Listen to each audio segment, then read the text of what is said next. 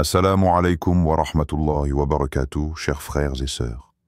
Bienvenue sur Rayon d'Islam, votre havre de lumière pour explorer la conscience, la sagesse divine et les mystères de l'âme à travers la spiritualité islamique.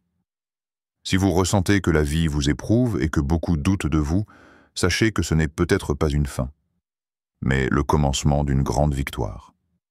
Abonnez-vous maintenant. Activez la cloche pour ne rien manquer de nos futurs contenus éclairants. Section 1. Quand Allah cache votre lumière pour la révéler au bon moment. Dans la vie, il arrive souvent que l'on ressente ce poids silencieux, le sentiment d'être invisible, oublié, ignoré même par ceux qui nous sont proches. On porte en soi une lumière intérieure, une force, un potentiel profond que personne ne semble voir. Pire encore, parfois ceux qui devraient être nos premiers soutiens doutent, sous-estiment, ou fermant les yeux face à ce qui brûle en nous. Ce n'est pas une épreuve facile. Le cœur se serre, la solitude s'installe, et le doute s'insinue. Pourtant, c'est précisément dans ces instants d'ombre que la sagesse divine se manifeste d'une manière subtile et puissante. Alors, le Très-Haut, dans sa connaissance parfaite, retient parfois la lumière d'une étoile brillante, non pas parce qu'elle est moins éclatante, mais parce que le ciel n'est pas encore prêt à la contempler. La lumière qu'il dirige est plus vaste, plus intense, plus éclatante que ce que notre regard humain peut imaginer. Dans le noble Coran, Allah dit avec une clarté qui illumine le cœur. Allah est la lumière des cieux et de la terre. Sa lumière est semblable à une niche où se trouve une lampe. La lampe est dans un verre, le verre ressemble à une étoile brillante. Et Allah dirige vers sa lumière qui il veut. Sourate An-Nur 24-35. Ce verset nous invite à comprendre que la lumière n'est pas perdue. Elle est simplement dirigée, orchestrée selon une sagesse infinie. Quand notre lumière intérieure semble cachée, ce n'est pas un rejet, mais une protection, un moment d'attente sacrée. Car dévoiler sa splendeur au mauvais moment, ou devant un ciel incapable de la recevoir, pourrait la ternir. Réfléchissez un instant. Et si le rejet que vous vivez n'était qu'un voile, une couverture temporaire qui dissimule à peine l'éclat d'un destin bien plus grand? Que se passerait-il si, derrière chaque porte fermée, se trouvait une ouverture bien plus vaste que tout ce que vous avez pu imaginer? Que se passerait-il si ces silences, ces invisibilités, étaient les préparations secrètes d'Allah pour une révélation éclatante qui changera à jamais le cours de votre vie? Le récit du prophète Youssouf, paix sur lui, est un rappel éternel de cette vérité profonde. Imaginez un jeune homme vendu par ses propres frères, emporté loin de sa famille, réduit à l'état d'esclave, oublié dans une prison obscure. Pourtant, c'est dans cette obscurité même qu'Allah a tissé la toile d'une grandeur future. Youssouf, après des années de patience et de foi, est devenu le gouverneur d'Égypte, celui que tout un pays viendrait consulter pour surmonter la famine et la crise. Cette histoire n'est pas seulement une anecdote historique, c'est une lumière pour chaque âme qui traverse l'épreuve de l'invisibilité, du rejet ou de la solitude. Car Youssouf n'a jamais cessé de croire en la lumière promise par Allah, même quand les hommes l'avaient abandonné. Il savait que sa lumière ne disparaissait pas. Elle était simplement cachée, en attente d'un ciel prêt à la contempler. Alors, chers frères, chères sœurs, lorsque votre lumière semble éteinte aux yeux du monde, souvenez-vous que c'est peut-être le signe que Dieu prépare pour vous un moment unique, un moment où cette lumière éclatera avec force et beauté. Ne vous découragez pas devant les doutes et les jugements des autres, car parfois, la lumière la plus éclatante est celle que l'on ne voit pas encore. Prenez le temps de méditer cette question intime et profonde. Et si le rejet des autres n'était qu'un voile avant la révélation d'un destin éclatant? Que cette pensée vous accompagne comme une promesse silencieuse, un souffle d'espoir dans les ténèbres, un appel à la patience et à la confiance en celui qui dirige toutes choses. Section 2. Quand l'épreuve devient le chant de votre élévation. Il arrive que les mots des autres résonnent comme des coups sourds, que leurs regards chargés de doute vous blessent profondément. Les critiques ne sont pas simplement des opinions, Elles s'infiltrent dans le cœur et peuvent y laisser des cicatrices invisibles. Vous avez peut-être déjà senti cette douleur, ce poids lourd de ne pas être reconnu, compris, ou même d'être attaqué sans raison. Mais que se passe-t-il lorsque l'on change de regard sur ces blessures? Que se passe-t-il si ces épreuves ne sont pas des murs qui vous écrasent, mais des marches qui vous élèvent? Dans la sagesse infinie d'Allah, chaque difficulté n'est pas une fin, mais une préparation, une transformation. Le Coran nous rappelle que la mort dans le chemin d'Allah n'est pas la fin, mais le commencement d'une vie bien plus réelle, bien plus vaste. Ne pense pas que ceux qui sont tués dans le sentier d'Allah sont morts. Au contraire, ils sont vivants auprès de leur Seigneur, pourvu. Sourate Ali Imran, 3:69. Ce verset éclaire une vérité spirituelle essentielle. La souffrance et l'épreuve, même si elles sont terribles, ne sont pas des pertes mais des gains invisibles, des investissements dans une réalité éternelle. Chaque blessure que vous portez, chaque humiliation que vous subissez, chaque regard douteux sont en vérité des semences plantées dans un sol fertile. Elles construisent, dans le secret, la solidité de votre foi, la profondeur de votre caractère, la clarté de votre mission. Allah ne permet jamais qu'une douleur soit inutile. Prenons l'exemple poignant du prophète Mohammed, paix et bénédiction sur lui, lors de son voyage à Taïf. Il fut rejeté avec violence, insulté, humilié. Les pierres pleuvaient sur lui, le poussant à chercher refuge dans la prière et la patience. Cet instant, qui pourrait sembler une défaite, fut en réalité un moment de purification et d'élévation spirituelle. Dans cette épreuve, il ne renia pas sa mission. Il ne céda pas au découragement. Au contraire, il se tourna vers Allah, confiant que la victoire était au bout du chemin. Quelques années plus tard, ce même prophète fut honoré par toute une Oumma qui embrassa sa parole et son message. Cette histoire n'est pas seulement un récit du passé. Elle est une invitation pour chacun d'entre nous à transformer nos épreuves en tremplin. Quand vous ressentez que le monde vous ferme ses portes, rappelez-vous que vous êtes dans un champ fertile. Les épreuves d'aujourd'hui sont les racines solides d'une victoire à venir. Méditons. Que se passerait-il si vous commenciez à voir chaque difficulté comme une main divine qui vous élève? Si chaque critique, chaque doute, chaque blessure devenait un signe que vous êtes sur la voie que Dieu a choisie pour vous? C'est dans cette élévation silencieuse, invisible aux yeux des hommes, que se forge la grandeur véritable. Ne vous laissez pas abattre par ceux qui doutent, car Allah est avec vous, nourrissant votre âme de patience et d'espoir, préparant une lumière éclatante au bout de ce tunnel d'épreuves. Section 3. Les signes subtils d'un destin qui se prépare. Parfois, dans le flux de notre existence, certaines portes se ferment sans que nous comprenions pourquoi. Des opportunités que l'on espérait se dérobent soudainement, des personnes autrefois proches prennent leur distance, et le monde semble devenir plus silencieux autour de nous. Ce silence, parfois, pèse comme un vide. Mais derrière ce vide, si l'on prend le temps de regarder avec les yeux du cœur, se cache souvent un message d'Allah, un signe doux et subtil que notre destin est en train de s'écrire autrement, dans une dimension plus haute.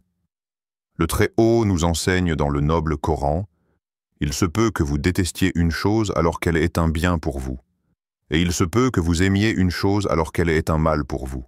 Allah sait alors que vous ne savez pas. » Sourate Al-Baqarah 2:216. Cette parole divine est une invitation à la patience et à la confiance.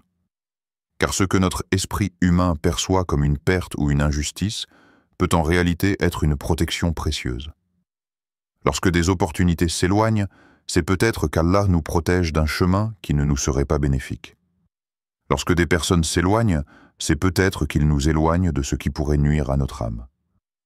Dans ce processus mystérieux, un changement intérieur s'opère. Le tumulte extérieur se calme, et vous devenez plus silencieux. Ce silence n'est pas un vide, mais une profondeur nouvelle. Vous sentez votre conscience s'affiner, votre esprit s'éclaircir, votre cœur s'ouvrir davantage à la reliance à Allah. C'est comme si, dans cet isolement apparent, une métamorphose secrète se déroulait. Le silence devient cocon, un espace sacré où la peur se transforme en confiance, où la solitude devient force, où la dépendance à l'unique s'ancre plus fermement que jamais. Imaginez le papillon qui quitte son chrysalide. Avant de prendre son envol majestueux, il demeure immobile, enfermé dans ce cocon protecteur. Ce moment de retrait est essentiel à sa transformation. Et si vous étiez ce papillon, en train de vous préparer à un envol que vous ne voyez pas encore? Posez-vous cette question essentielle. Et si cet isolement, ce silence, était le cocon avant votre métamorphose? Laissez cette pensée vous accompagner. Ne craignez pas les fermetures ni les éloignements. Acceptez-les comme un signe d'Allah. Une invitation à vous recentrer, à vous purifier, à devenir celui ou celle que le destin a prévu au moment parfait.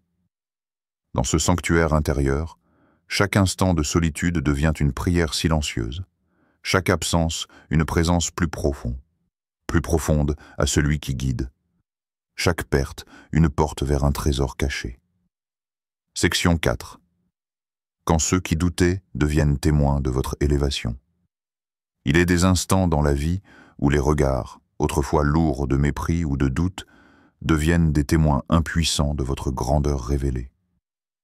Ceux qui vous ont rejeté, ignoré ou dénigré sont contraints d'assister, souvent en silence, à la manifestation éclatante de la réussite que Dieu a forgée en vous. Cette situation peut susciter en nous des sentiments complexes. Fierté mêlée de douleur, joie mêlée de rancune, désir de reconnaissance mêlé de crainte. Mais la grandeur véritable, dans la lumière de l'islam, ne cherche pas à écraser ou humilier ceux qui ont douté. Elle pardonne, elle élève, elle invite à la paix intérieure. Allah nous révèle une parole puissante dans le Coran qui éclaire cette transition divine entre rejet et reconnaissance. Et dit: la vérité est venue et le faux a disparu. Car le faux est destiné à disparaître. Sourate Al-Isra 17-31. La vérité ne réclame pas vengeance, elle s'impose d'elle-même. Le mensonge, le doute, les injures et la méfiance s'effacent comme des ombres face à la lumière persistante et irréfutable. C'est Allah qui ordonne cette victoire, et sa justice dépasse celle des hommes. Pour saisir pleinement cette réalité, tournons-nous vers l'histoire majestueuse du prophète Muhammad, paix et bénédiction sur lui, et son retour glorieux à la Mecque. Jadis persécuté, chassé, rejeté, il rentra dans sa ville natale non pas en conquérant avide de vengeance, mais en guide pardonnant, offrant miséricorde et sagesse à ceux qui l'avaient autrefois persécuté. Ce retour fut plus qu'une victoire politique ou militaire. Ce fut une victoire spirituelle, un triomphe de la foi sur l'injustice, de la lumière sur les ténèbres, de la patience sur la haine. Ceux qui doutaient de lui durent en reconnaître la vérité de son message, non pas par contrainte, mais par le rayonnement de sa noblesse et la justice divine qu'il incarnait. Frères et sœurs, ce moment arrivera pour vous aussi. Les murmures de doute et les regards froids qui vous entourent se transformeront en regards étonnés, voire admiratifs. Mais la vraie question qui doit guider votre cœur est celle-ci. Êtes-vous prêt à pardonner le jour où Allah vous élèvera? Êtes-vous prêts à accueillir la victoire sans amertume, sans désir de revanche, mais avec la noblesse de celui qui sait que tout vient d'Allah? Êtes-vous capable de laisser derrière vous la rancune et d'élever votre âme vers la miséricorde, comme l'a fait le prophète, paix sur lui? Cette élévation intérieure est la véritable clé de la victoire durable. Car Allah ne nous élève pas seulement pour que les autres voient, mais pour que notre cœur s'ouvre et s'apaise. Dans l'attente de ce jour, continuez à marcher avec foi, patience et humilité, car la vérité, inévitablement, finit toujours par triompher. Section 5. L'humilité, votre plus grande arme avant la victoire. Dans le tumulte du monde, il est facile de confondre grandeur et fierté, puissance et arrogance. Pourtant, la véritable grandeur ne s'affiche pas comme un étendard au vent. Elle s'enracine dans la simplicité d'un cœur humble, sincère, tourné vers le seul maître des cieux et de la terre. L'humilité est cette force invisible qui précède chaque triomphe, ce secret des âmes élevées que le monde souvent ignore. Allah, le très miséricordieux, nous révèle dans le noble Coran une description lumineuse de ceux qui méritent sa faveur. Et les serviteurs du tout miséricordieux sont ceux qui marchent humblement sur terre. Sourate Al-Furqan, 25-63. Cette humilité n'est pas un signe de faiblesse, mais une arme puissante. Un état d'âme où le cœur se rend compte de sa dépendance totale à Allah, de son impermanence face à l'éternité divine.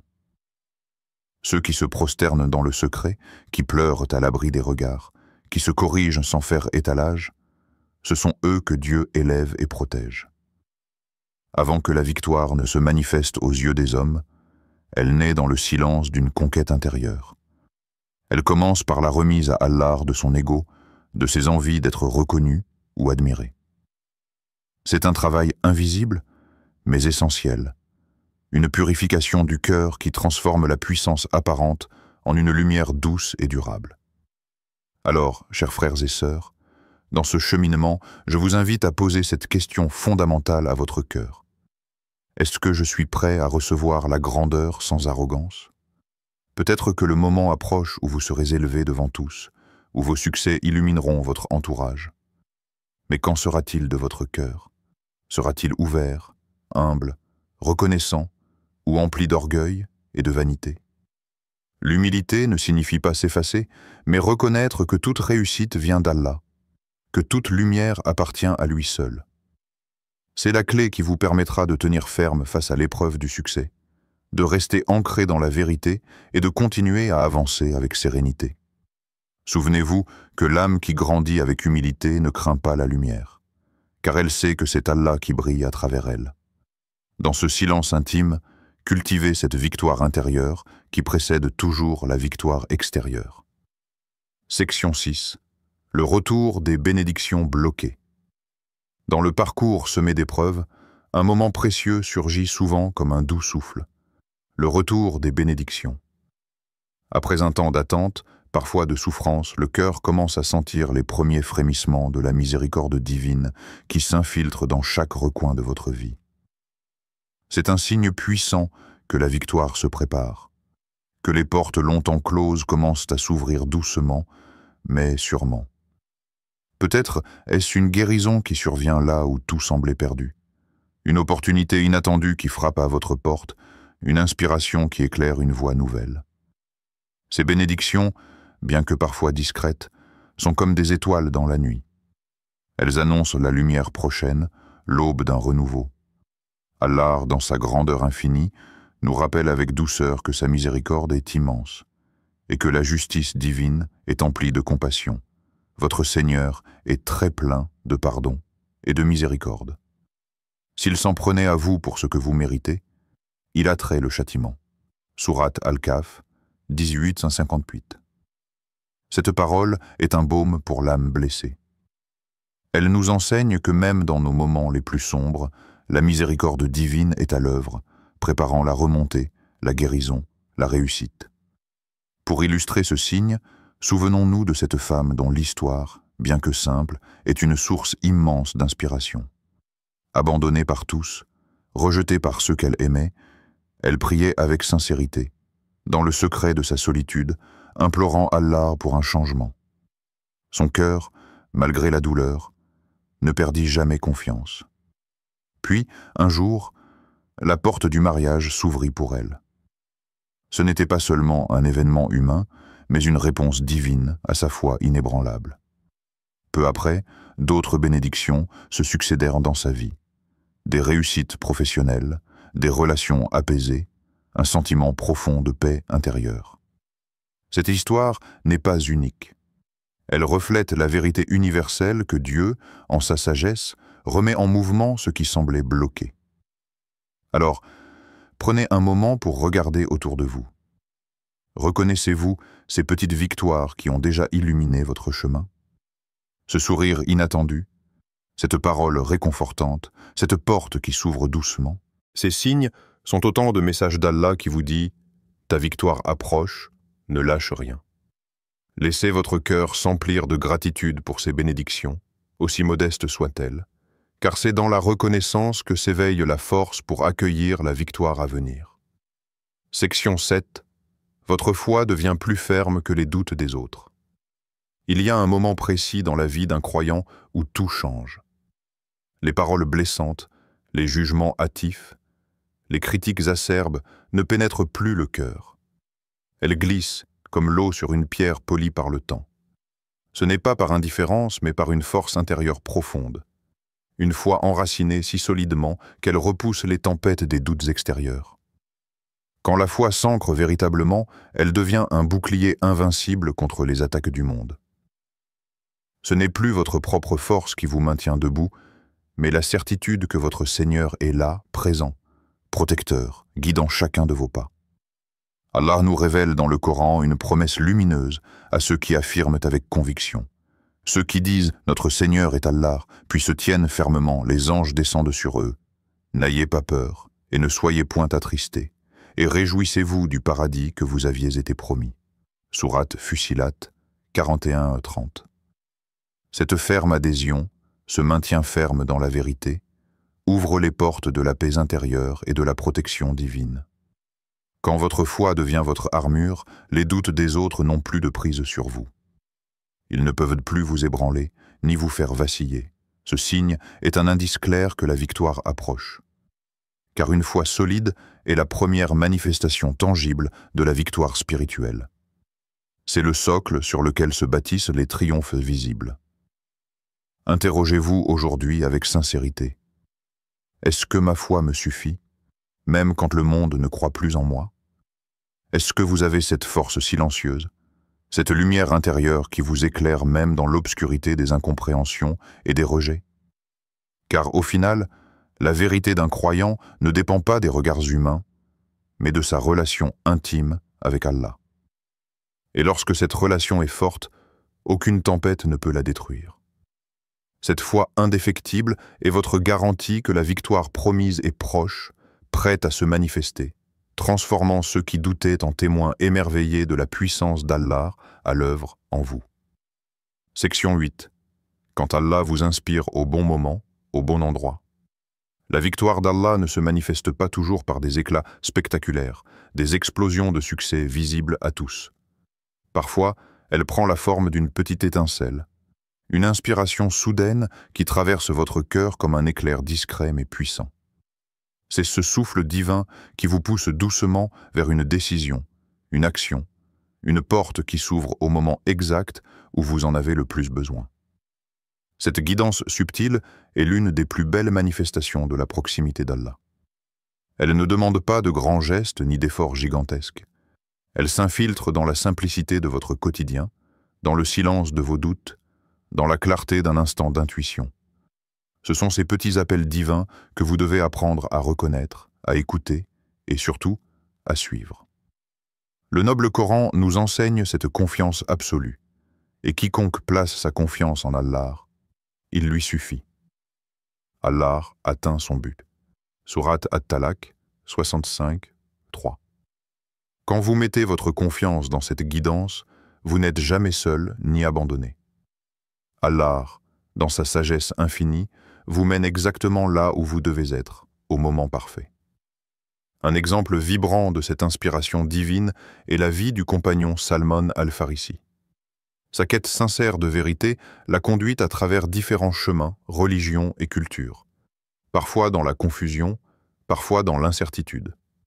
Pourtant, à chaque étape, il a su écouter ce souffle intérieur, cette lumière divine qui l'appelait à poursuivre.